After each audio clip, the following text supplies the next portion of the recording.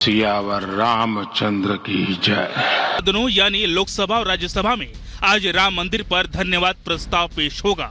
इसे लेकर बीजेपी ने अपने सांसदों के लिए व्हीप जारी कर दिया है। बता दें कि पिछले महीने की 22 जनवरी को राम मंदिर में रामलला की प्राण प्रतिष्ठा का दिव्य और भव्य आयोजन किया गया था। ये हिंदुओं के लिए 500 साल पुरानी मुराद पूरी होने जैसा था। ये हिंदुओं के लिए 500 साल पुरानी मुराद पूरी होने जैसा था। इसे लेकर संसद में आज धन्यवाद प्रस्ताव पेश किया जाएगा। बता दें कि प्रधानमंत्री नरेंद्र मोदी आज शाम करीब 5 बजे 17वीं लोकसभा के आखिरी सत्र में भाषण देंगे। बीजेपी ने लोकसभा और राज्यसभा के अपने सभी सांसदों को 3 लाइन का व्हीप जारी कर सदन में मौजूद रहने को कहा है। आपको बता दें कि नियम 193 के तहत मामलों पर चर्चा होगी। सबसे खास बात, नियम 193 के तहत मामलों पर चर्चा के बाद कोई मतदान नहीं हो सकता है। पीएम मोदी के भाषण के साथ ही लोकसभा का समापन प्रस्तावित है।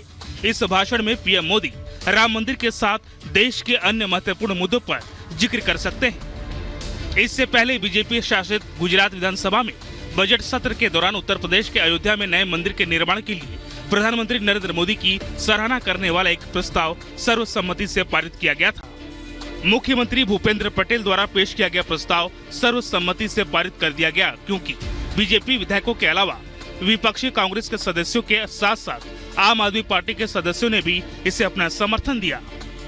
इससे पहले राष्ट्रपति द्रौपदी मुर्मू के अभिभाषण के धन्यवाद प्रस्ताव पर पीएम मोदी ने कई मुद्दों पर कांग्रेस पर तीखा हमला बोला था और देश में कमजोर विपक्ष के लिए कांग्रेस को जिम्मेदार ठहराया था। पीएम मोदी राष्ट्रपति के अभिभाषण में अल्पसंख्यकों के लिए कुछ नहीं होने के दावे पर विपक्ष से ये भी पूछ लिया कि कब तक विभाजन के बारे में सोचते रहेंगे। तो ऐसे में सवाल ये है कि जो विपक्षी दल अयोध्या में रामलला के प्राण प्रतिष्ठा में नहीं गए, उनके पास अब एक और मौका है। राम में आस्था और राम के प्रति उनका रुख क्या है, सदन में प्रकट करें। Bureau report, Republic Bharat. और अब खबर पाकिस्तान से, जहां पर चुनावी नतीजों के बाद जंग के हालात बन गए हैं। आपको बता दें, अभी तक के नतीजों के मुताबिक किसी पार्टी को बहुमत नहीं है। और कमाल की बात यह है कि पाकिस्तानी सेना की धांधली के बावजूद भी किसी पार्टी को बहुमत नहीं, यानी चुनाव के नतीजे पलट गए। पाकिस्तान में इमरान समर्थक उम्मीदवार जीत रहे हैं चुनाव। अब तक इमरान समर्थक 99 से ज्यादा उम्मीदवार जीत चुके हैं। नवाज शरीफ की पार्टी को 71 सीटें मिली हैं। जरदारी की पार्टी पीपीपी को 54 सीटें हासिल हुई हैं। नवाज ने पीपीपी समेत दूसरे दलों से समर्थन की अपील कर दी है। पाकिस्तान में चुनावी नतीजों के दौरान पूरे पाकिस्तान में हिंसा हो रही है। जंग के हालात बन गए हैं। चुनावी नतीजों के बाद 10 से ज्यादा लोगों की मौत की खबर आ रही है और यह बताया जा रहा है कि बलूचिस्तान समेत कई इलाके ऐसे हैं जहां पर जबरदस्त हिंसा की तस्वीरें सामने आ रही है। इसी पर देखिए रिपोर्ट।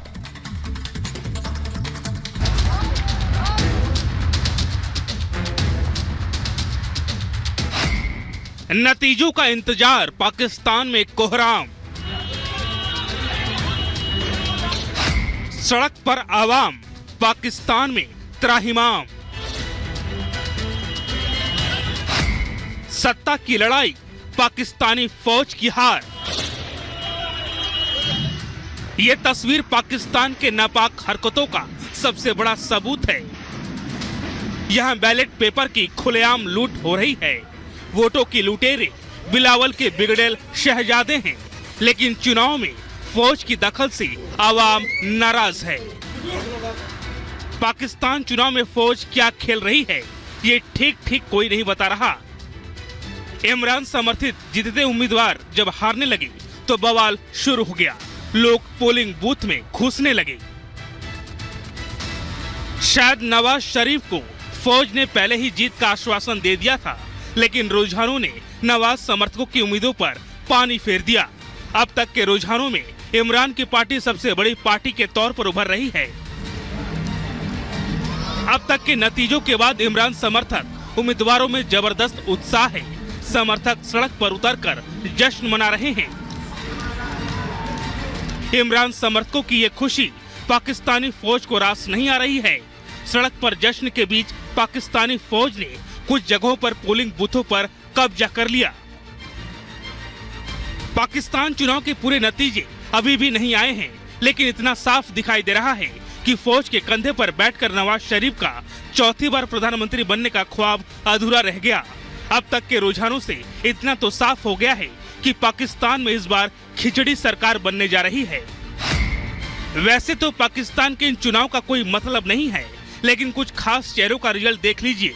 NA 130 से नवाज शरीफ चुनाव जीत गए, जबकि NA 15 से मानसेहरा की सीट से उन्हें हार मिली। NA 123 से उनके भाई शहबाज शरीफ जीत गए और नवाज की बेटी मरियम NA 119 से जीत गई। बिलावल भुट्टो 196 से जीते, तो इमरान खान की पार्टी के मौजूदा चेयरमैन गौहर खान NA 110 से जीत गए, जबकि खैबर पख्तूनख्वा से पाकिस्तान की पहली हिंदू महिला उम्मीदवार डॉक्टर सबीरा प्रकाश चुनाव हार गईं। पाकिस्तान की सियासत में हमेशा उथल पुथल मची रही है। इसका सबूत ये है कि 76 साल के इतिहास में यहाँ ये 12वां आम चुनाव है। 44 पार्टियों में आपस में मारामारी है, यानी 44 पार्टियां चुनाव लड़ रही हैं। चुनाव में सारे हथकंडे अपनाने के बावजूद जीत से महरूम रह चुके नवाज शरीफ को अब डर सताने लगा है। उसे अब अपने किए पर पछतावा हो रहा है। यही कारण है कि वो पड़ोसी मुल्कों से बेहतर रिश्ते की बात कह रहा है। पाकिस्तान इस वक्त किसी किस्म की लड़ाई अफोर्ड नहीं कर सकता, इसलिए मैं बार बार ये बात कह रहा हूं कि हम सबको मिलजुल कर बैठना होगा और बैठकर इन सारे मामलात को तय करना होगा। पाकिस्तान की मुश्किलें यही खत्म नहीं हो रही हैं। आर्थिक संकट से जूझ रहे पाकिस्तान के लिए चुनाव का खर्च उसे और कंगाली की ओर ले जा रहा है।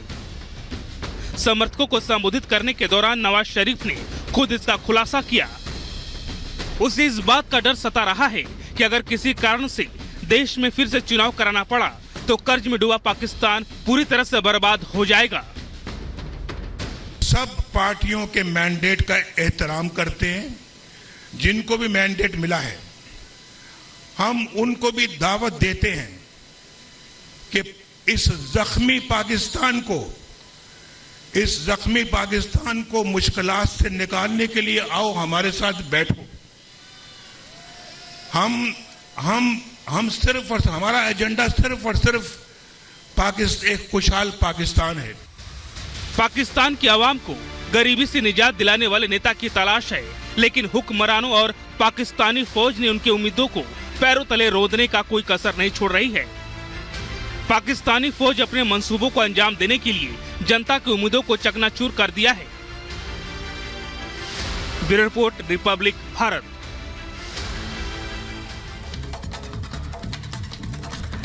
और आपको बता दें, हल्द्वानी की अगर बात करें तो हल्द्वानी शहर में कर्फ्यू लगा दिया गया है। चप्पे चप्पे पर पुलिस बल तैनात है और सरकार का सीधा आदेश है, उपद्रवी दिखे तो गोली मार दो।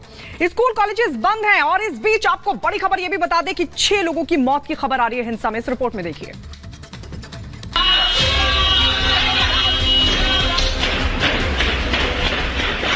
हिंसा और बवाल, पाकिस्तान में कोहराम।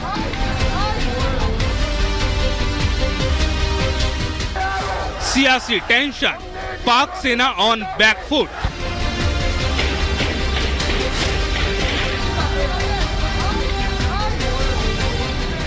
बर्बादी बेहिसाब, पाकिस्तान में हाहाकार। चुनाव के नतीजे से पहले पाकिस्तान में हालात बेहद भयावह है। हुक्मरानों की सियासी सनक ने आवाम की संकट बढ़ा दी है। लाहौर, कराची समेत पाकिस्तान के 19 शहरों में विद्रोह की चिंगारी भड़क उठी है। पाकिस्तान में गृह युद्ध जैसे हालात बन गए हैं। पाकिस्तानी फौज के रवैये से नाराज भारी संख्या में लोग सड़कों पर उतर आए हैं। जगह जगह हिंसा और तोड़फोड़ हो रही है। बेकाबू भीड़ सब कुछ बर्बाद कर देने पर आमादा है। पाकिस्तानी फौज की हरकतों ने आवाम की टेंशन बढ़ा दी है। आज पूरे पाकिस्तान में